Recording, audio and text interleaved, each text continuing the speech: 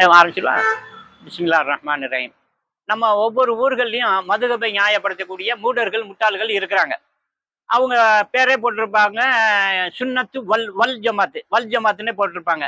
குர்ஆனுக்கும் கட்டுப்பட மாட்டான், ஹதீஸுக்கும் கட்டுப்பட மாட்டான், இந்தியாவுடைய சட்டத்தையும் மதிக்க மாட்டான். இந்தியாவுடைய சட்டம் என்ன? ஒவ்வொரு குடிமகனுக்கும் பேச்சுரிமை இருக்குது, எழுத்துரிமை இருக்குது. இந்த பேச்செல்லாம் பேசக்கூடாதுமா. குர்ஆனை கொண்டு தான் அல்லாஹ்வுடைய தூதர்கள்லாம் ஆதம்ல இருந்து முகமது நபி வரைக்கும் அல்லாஹ்வுடைய வார்த்தையை கொண்டு தான் அழைச்சாங்க. அல்லாஹ்வுடைய வார்த்தையை கொண்டு அழைச்சாங்க. அந்த அல்லாஹ்வுடைய வார்த்தையை விட்டு அப்புறப்படுத்தணுங்கிறதுக்கு தான் அந்த மதுஹப் சித்தாந்தங்கள்லாம் இந்த சமுதாயத்துல உருவாயிடுச்சு. பலம், பலகீனம், இந்த புடியா, மசரு சண்டை, இதுல வேற உலமாக்கள் மத்தியில. ஏன் தாடியை எடுத்துட்டேன்? நான் இவ்வளவு பெரிய தாடி வச்சிருந்தேங்க, ஏன் எடுத்தேன்னு தெரியுமா?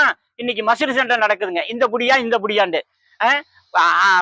இன்னைக்கு ஆரம்ப காலத்துல பி ஜெயினுல்லாதீன் இந்த மாதிரி எல்லாம் மாணவர்களா இருக்கும்போது இல்ல அது இந்த குர்ஆனுக்கு மாற்றமா இருக்க, ஹதீஸுக்கு மாற்றமா இருக்க, இந்த செய்தியை மார்க்க அறிஞர்கள்ட்ட உரையாடும் போது, ஏன்டா இந்த வயிற்று பொழப்ப கிடக்குற, உனக்குன்னு புள்ள வந்ததாண்டா தெரியும் அப்படின்னு என்ன செஞ்சிருக்காங்க, அந்த மாணவர்களை மட்டம் தட்டி இருக்கிறாங்க. சரி இவங்க திருந்த மாட்டானுவா அப்படின்னு வெளியில வந்ததுனால்தான் நம்மெல்லாம் திருந்தணும்.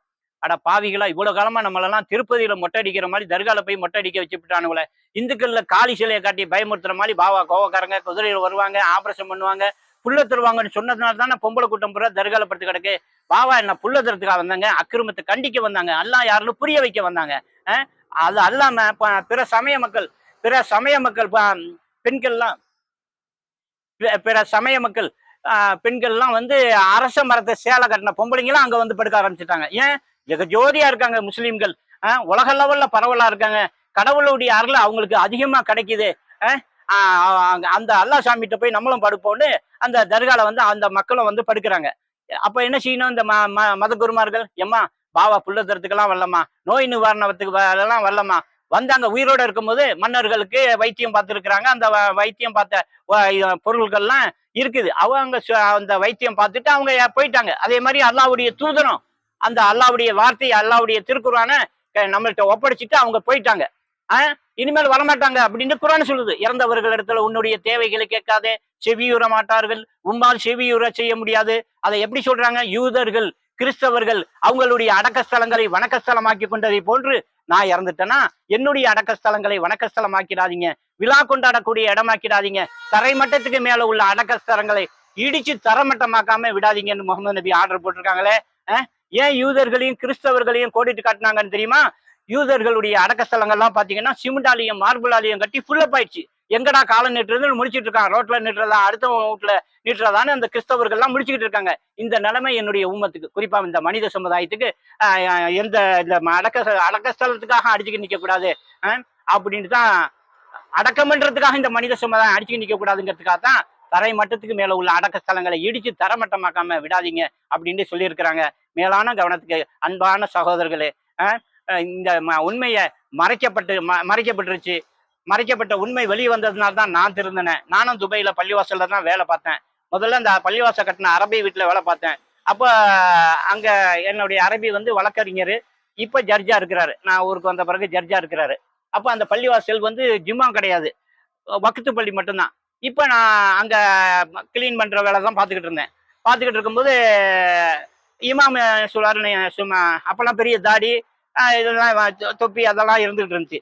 அப்போ வந்து நீ வந்து தொழு வை, அசரு மாதிரி நீ பார்த்துக்க, நான் வந்துடுறேன் பாரு. அப்போ அரபிகள் மத்தியில எனக்கு தொழ வைக்கக்கூடிய பாக்கியம் எனக்கு கிடைச்சிச்சு. அப்பதான் அந்த செய்திகள் எல்லாம் கிடைச்சிச்சு. ஆரம்ப காலத்துல நான் அந்த பள்ளிவாசல்ல வேலை பார்க்கும்போது இந்த ஏகத்துவ செய்தியெல்லாம் எனக்கு கிடைக்கல.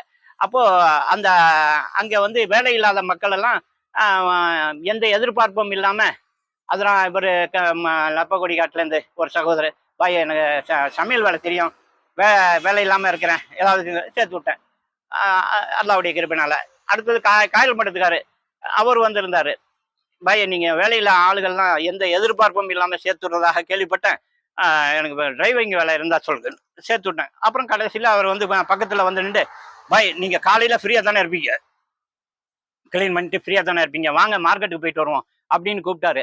உடனே வண்டியில உட்காந்துட்டு போகும்போது கேசட்டை போட்டு விட்டாரு. சரி ஏதோ பாட்டு கேசட்டு போடுறாரு போல இருக்கு அப்படின்னு கேட்டா இந்த வசனங்கள்லாம், இறந்தவர்கள் இடத்துல உன்னுடைய தேவைகளை கேட்காதே, செவியுற மாட்டார்கள், உம்மால் செவியுற செய்ய முடியாது அப்படின்னு சொன்னவனை தான் நம்ம ஊர்ல உள்ள இமாமு தானே 7 ஊருக்கு பொறுப்பாளர்.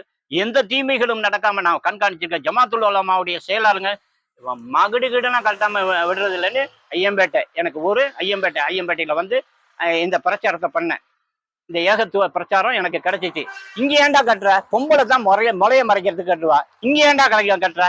சாமனை மறைக்கிறதுக்கு. சரி அப்படின்ட்டு இனி இவனுக்கு வந்து என்னடா உண்மை தெரியலங்க. என்ன ஆற்றுறதான் நீட்டுறதான்னு முடிச்சுக்கிட்டு இருக்கான்.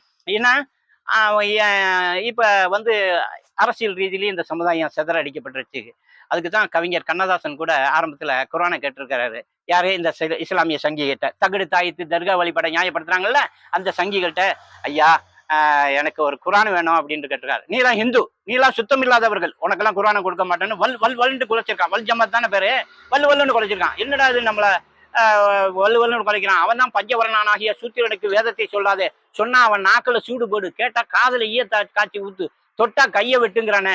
கொடுமை தாங்க முடியாம தானே நம்ம இந்த இஸ்லாத்தை விட்டு, அதாவது இந்து மதத்தை விட்டு ஒண்ணு முஸ்லீமா மாறுறான், இல்லைன்னா கிறிஸ்டினா மாறுறான், இல்லைன்னா கடவுளே இல்லைன்னு போனதுக்கு காரணம் யாரு?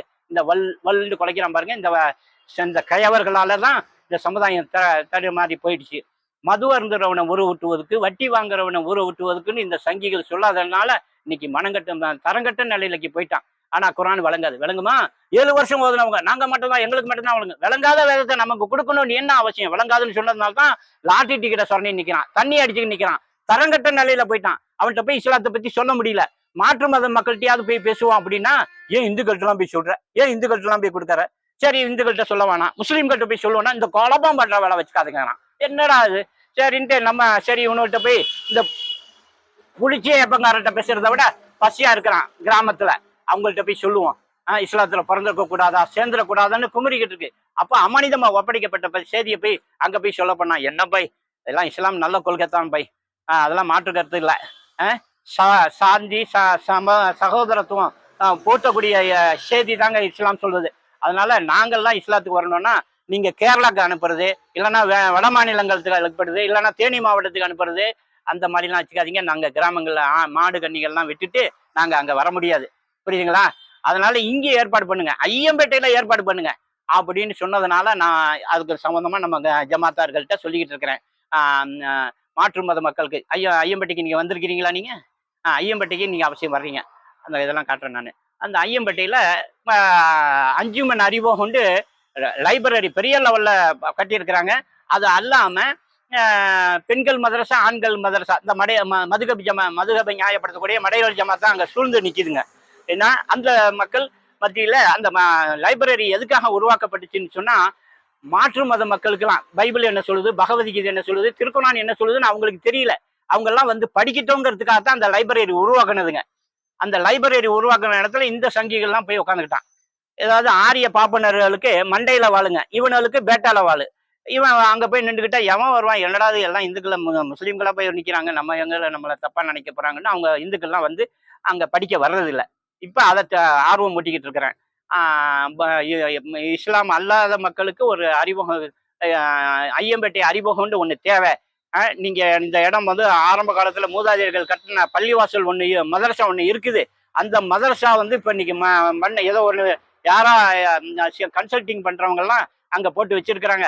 அதை எனக்கு காலி பண்ணி வேணும் அப்படின்னு நான் அவங்க கோரிக்கை ஜமாத்தார்கள்ட்ட கோரிக்கை வச்சிருக்கிறேன். அதை விட உங்களுடைய கவனத்துக்கு வைக்கிறேன். வாழ்றது கொஞ்ச காலம், பிற சமய மக்கள் வந்து படிக்கணும். ஏன்னா 2 மதரசா இருக்குது. அரபி இது பெண்கள் மதரசாவும் இருக்கு, ஆண்கள் மதரசாவும் இருக்குது.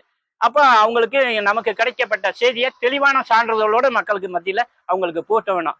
குடும்பத்தோட வந்தாங்கன்னா அந்த பிள்ளைங்களை, பெண்களை வந்தாங்கன்னா பெண்கள் மதரசால சேர்த்துடலாம், ஆண்கள் வந்தாங்கன்னா ஆண்கள் மதரசால சேர்த்துடலாம். அது இல்லாம வர்றவங்களுக்கு தொழில் கல்வியை கொடுக்கணும். 2 வீலர் மெக்கானிக், 4 வீலர் மெக்கானிக், கன்சல்டிங்ல இந்த கட்டட கலைகள் எந்த நபியுடைய காலத்துல அறிமுகமானதுன்னா, சுலைமான் அலைஹிஸ்ஸலாம் பைத்துல் முகத்தஸை கட்டியிருக்காங்க ஜின்னு வர்க்கத்தை கொண்டு. கட்டட வல்லுநரா இருந்திருக்காங்க. நூஹ் அலைஹிஸ்ஸலாம் கப்பல் தயார் பண்ணியிருக்காங்க, கார்பெண்டரா இருந்திருக்காங்க. லுக்மான் மருத்துவத்தை அறிமுகப்படுத்திருக்காங்க. இப்படி எல்லாம் பட்டியல் வருதுல.